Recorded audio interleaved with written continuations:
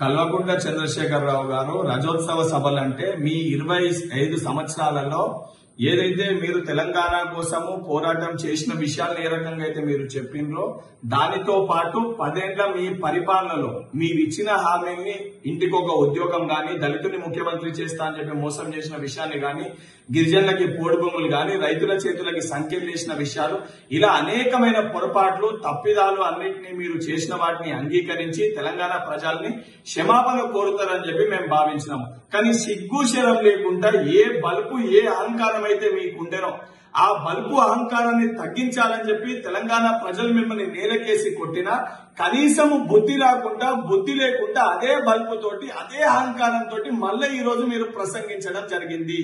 తెలంగాణ రాష్ట్రం ఈ రోజు ఇచ్చింది సోనియా గాంధీ గారు. ఏదైతే కుటుంబ సమేతంగా సోనియా గాంధీ దగ్గరికి, గాంధీ కుటుంబం దగ్గరికి మీరు వెళ్లి కాలు మొక్కిన విషయాన్ని మర్చిపోయినరా? లేదా 10 సంవత్సరాలు మీరు తెలంగాణ రాష్ట్రానికి ముఖ్యమంత్రి అయిందంటే అది సోనియా గాంధీ గారు ఆ రోజు చొరవ తీసుకుని అటు ఆంధ్రప్రదేశ్ లో కంప్లీట్ గా కాంగ్రెస్ పార్టీకి ఏదైతే రేపు భవిష్యత్తు ఉండదని తెలిసి కూడా ఇచ్చిన మాట మేరకు తెలంగాణ రాష్ట్రాన్ని ఇచ్చిన గాంధీ కుటుంబాన్ని విమర్శించేది కొంచెమన్నా సిగ్గు ఉండాలి.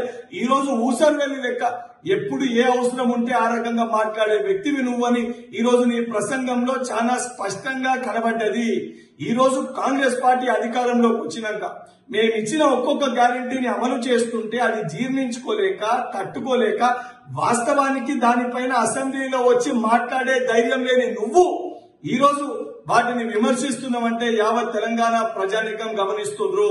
నువ్వు చేసిన తప్పిదాలకి కనీసము మొన్నటిసారి నీకు ప్రతిపక్ష పార్టీ నాయకునిగా ప్రజలు హోదా కల్పించారు.